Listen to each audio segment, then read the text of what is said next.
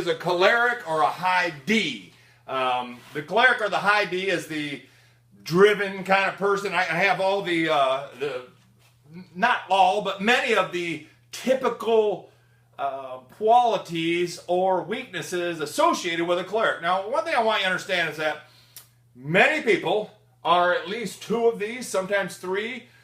Very few of us are primarily just one. I'm actually developing a little bit of these top two. I'm mostly this one, got a little bit of that one, not much. Choleric, or the high D if you use the DISC, Robert Rome, is they're practical people. These are their strengths. They see everything black and white. There really is no gray with a choleric, right? I mean, everything is this or that. They're habitual leaders. You don't have to tell a choleric or a high D, hey, could you go fix this? If they see a problem, they go fix it. Like, that's just what they do. Even if people don't want the problems fixed, cholerics fix them for them, okay? They're finishers. It drives them nuts not to finish something. That's actually why we launched a company. So anyhow, they make decisions. If we got a group of people together trying to decide where we're going to go for dinner, where we're going for a movie, almost always a choleric will say, stop talking about it, we're going here, right? They make the decision.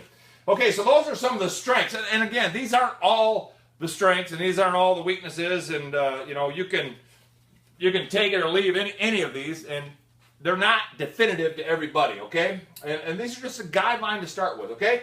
So then some of the weaknesses, I sum it up this way. I don't know where I heard this from or if I made it up. I've been saying it for so many years, I just don't know. A choleric or high D is often wrong, but never in doubt. They always know, I know this is exactly what the situation is. They could be totally wrong, but they never doubt it, okay? They have a short fuse sometimes. They can get angry pretty quick because they see other people's perceived weaknesses, right? They don't like to put up with that. They can hold a grudge. I tend to not do that one, but I guess I probably am capable of it. Just the facts. Some of you that are maybe my age or even a little bit older, you might remember, I'm 48 by the way, you might remember that show, The Dragnet. It had Sergeant Friday in it. Just the facts, man. Sergeant Friday was definitely a choleric melancholy. The lady, it's basically a detective show. I kind of paint a situation here for you. So Sergeant Friday shows up to investigate a murder. This 55-year-old lady, her son was just murdered at a bank or something like that. And she'd say, oh, I just miss Willie so much. They're sitting down there. He's got his pad of paper. I just miss Willie. He was such a good boy. I don't know. Ma'am, I appreciate that. Just the facts. I need to know, how old was he? What did he look like? He doesn't care about any details. So that's a weakness of a choleric, right? Then the next, so just the facts. And then the last one is, they can be kind of rough around the edges. My plant manager, so my boss's boss, actually somebody asked him one time, hey, how do you find Tim Marks in this factory? We worked at a pretty big factory, 450 people. And he said it jokingly, but he also was kind of serious. He said, well, if you want to know where Tim Marks is at, and I'm a high D clerk, he said, just walk through the factory and find the path of blood and body parts. That wasn't a compliment, okay? So anyhow, they're driven. Good things for cholerics to focus on typically, now again, these aren't all-encompassing definitive, just some of the researchers say this, law enforcement, because you get to tell people what to do, beat people over with a stick, carry a gun, etc. Coaching, again, you get to tell people what to do. An entrepreneur, they like to be an entrepreneur because they don't like to be anybody's boss, or a project manager, they like to be project manager. Some famous cholerics that you may, like this first one, you'll know for sure he's a choleric. Bobby Knight, Johnny Carson, Margaret Thatcher, Michael Jordan, Oprah Winfrey. I didn't know Oprah was, but she's probably choleric melancholy. Steve Jobs, yeah. Bill Gates, yeah, choleric melancholy. Both those guys. So those are just some of the things about choleric. Then we move over to melancholy. By the way, why am I doing it in this order? There's a specific reason I'm doing it in this order. It's not alphabetical, is it? No, it's not necessarily alphabetical. It's because the cholerics want us to talk about them first because they're the most important in their mind. And then the melancholies, they're thinking, why am I second? Are you mad at me? Don't you like me? Well, I don't understand this. They think there's conspiracy against them, okay? So sorry it took so long, melancholies. We're here. So melancholies tend to be great thinkers. Melancholies are the people that put the lines down the middle of the road. And by the way, it's a C, melancholy or high C or analytical, some forms call it, okay? They like details. Details matter to them. They actually know this statistic that I think it's 70% of the people in the United States like their toilet paper to go over versus under. It matters to them. And a lot of melancholy say, yeah, that's important. Yeah, that's important. I'm actually an under person myself. If you do it right and you flip it when you're done, it'll be hanging down ready to go for the next guy. I know that really drives some people nuts. But melancholies typically like the toilet paper over. They're very loyal. And if you want a job done right the first time, give it to a melancholy. They'll do it and they'll do it right. Okay? So melancholies are great people for getting jobs done right first time. Now, some of the downfalls or things that might hold a melancholy back, they can tend to be a little bit of negative. They tend to be, not always, but they tend to be a glass is half empty kind of attitude. They can sometimes get analysis paralysis. I got to get everything just right here. They can get depressed if things don't go just right. Because they have such high standards, they want everything to be just right, which is really a good quality, but taken too far, that can get them depressed. They can be a slow starter, kind of ties in with analysis paralysis, moody. And because of all these high demands they put on themselves, they can actually develop a low self-esteem. So those are some things with melancholy. Good careers for melancholies, typically accountants, engineers, doctors, computer stuff, artists, comedians. You know, it's funny, a lot of people don't know that most really good comedians are melancholies. A lot of people would think they're sanguines, actually they're not. Many sanguines think that they're funny, but the melancholies actually are the really, really witty ones. Famous melancholies: Edgar Allan Poe, Charles Spurgeon, Albert Einstein, of course, Hillary Clinton, Sam Walton, Ray Kroc, Warren Buffett, and Mother Teresa. Hey, those are some good melancholies here, most of them. Anyhow, so the next one would be sanguine. Why am I doing a sanguine next? Because sanguines are like, talk about me, yay, woo, we're going to talk about sanguines, this is going to be fun, right? Okay, so the sanguines are the high I.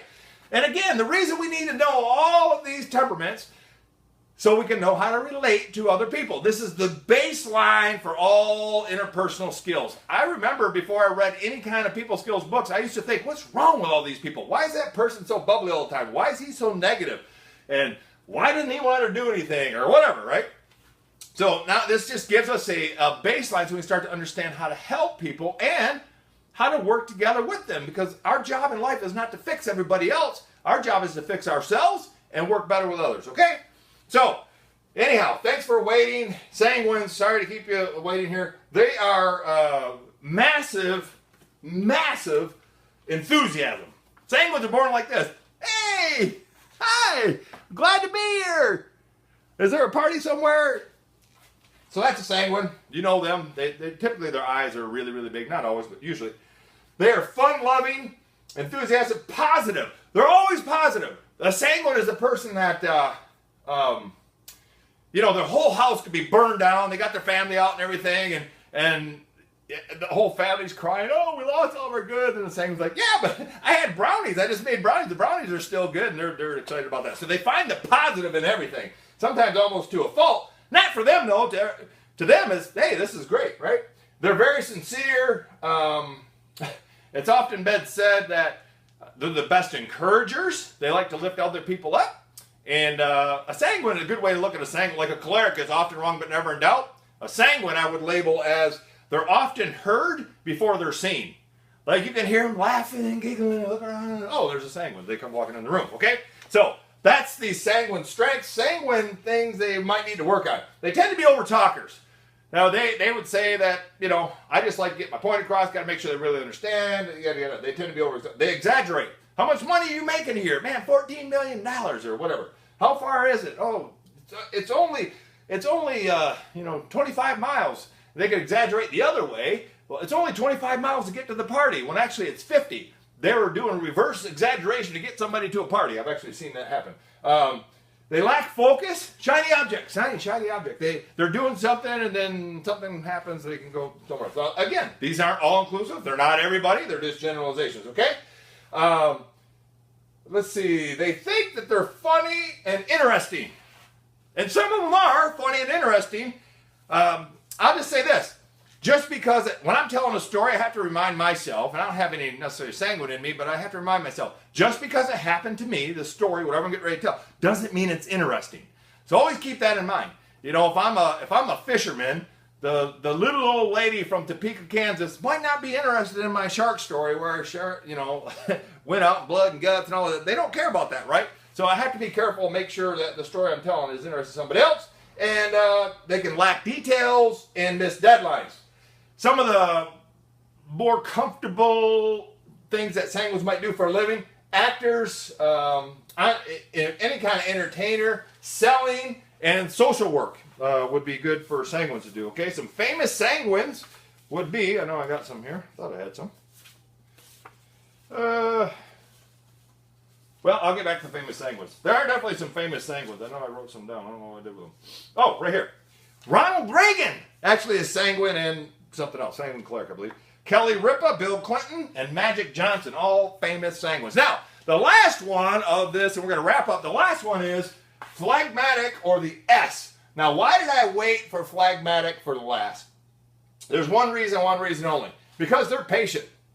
Phlegmatics are just like, hey, they go with the flow, whatever. Yeah, you know, I wish they'd talk about me, but if they don't, that's okay. They'll still be my friend, okay? So, thank you, phlegmatics, for being willing to wait. One of the biggest qualities that a phlegmatic has is they're patient, very patient people. That's why they're last. And they're loyal, extremely loyal people. They're quiet, loyal and quiet. That right there is the choleric's best friend. Because cholerics like to tell, or the high D, they like to tell people what to do. That's why they like to hang out with phlegmatics. Hey, go do this. Okay. Hey, get over here. And then they just do whatever a choleric tells them to do. Typically. Not always, but typically. Okay. And then they're easy, very easy to get along with. Easygoing. You can count on them. And they're emotionally stable. They don't tend to have a lot of ups and downs like maybe sanguines and melancholies. They're emotionally stable. Okay. And some of the weaknesses, and again, these are just generalizations.